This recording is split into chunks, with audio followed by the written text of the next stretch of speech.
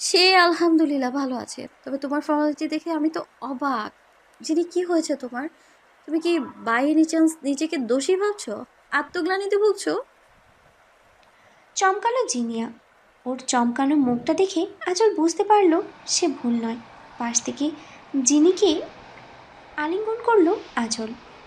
যিনি যা হয়েছে সবটাই দুর্ঘটনা। ওপরওয়ালার পূর্ব পরিকল্পিত মাফিক হয়েছে এগুলো। এতে তোমার কিংবা আমার কোনো হাত নেই। তাই শুধু শুধু নিজেকে দোষারোপ করো না। হ্যাঁ, তুমি হয়তো আবেগের বশে ভুল মানুষকে মন দিয়েছো, কিন্তু আল্লাহ সহায় ছিলেন। বড় কোনো ভুল হওয়ার আগেই তুমি বেঁচে গিয়েছো। এটা কি হতে পারতো না যে তুমি খুব বাজেভাবে ফেঁসে গেলে? বড় সড়ো কোনো বিপদ হলো তখন কি করতে তুমি তখন? তাই আবারও বলছি, যিনি শুধু শুধু নিজেকে দোষারোপ করো না, বরং যে বিপদ থেকে বেঁচে গেছো তার জন্য আল্লাহর কাছে শুকরিয়া আদায় করো। কথাটা শেষ হতে না হতেই জিনিয়া কেঁদে উঠল। জড়িয়ে ধরল ভাবিকে। কাঁদতে কাঁদতে অনবরত বলতে লাগলো। আম সরি ভাবি, রিয়েলি রিয়েলি সরি।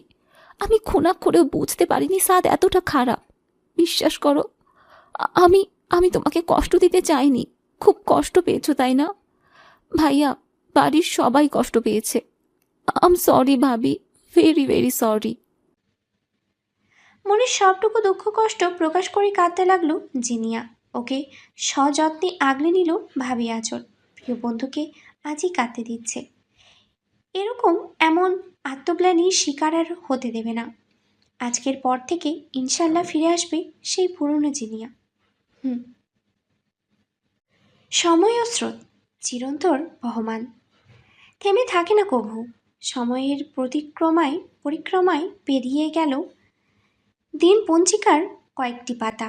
লিভিং রুমে ব্যস্ত কিছু লোকজন, কারোর হাতে ফুলের ঝুড়ি, তো কেউ কর্মরত লাইটিংয়ের কাজে। নাসিম ও তাওসিফ দুই ভাই ছোটাছুটি করছে, কারের নির্দেশনা দিচ্ছে। ঠিক সেই সময় বাড়িতে প্রবেশ করলো ব্যস্ত আজওয়াত ইবতেসাম চাচবি, বা হাতে মোবাইল ঠেকানো কানে। পাশে দাঁড়িয়ে রাশিদ। ফোনে কথা বলার ফাঁকে ফাঁকে তাকে কিছু নির্দেশনা দিয়ে চলেছে মানুষটি। ক্লান্ত মানুষটির কপাল ছুঁয়ে গড়িয়ে পড়ছে শ্বেত জ্বর। ফোনে কথা বলা শেষ হতেই রাশিদের সাথে দরকারি কথা সেরে বিদায় জানালো জাজবের। এগিয়ে গেল ভাইদের কাছে। নাসিম, তাওসিফ, জি ভাইয়া। কাজ ঠিক মতো হচ্ছে তো? তোরা এই দিকটা ভালো মতো দেখ, আমি ওদিকটা দেখছি। আর হ্যাঁ, ক্যাটারিং এর লোকেরা কন্ট্যাক্ট করেছিল কি?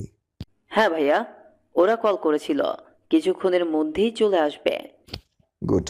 তোরা এই দিকটা ভালো মতো খেয়াল রাখিস, কোনো প্রবলেম হলেই ইমিডিয়েটলি আমাকে ইনফর্ম করবি।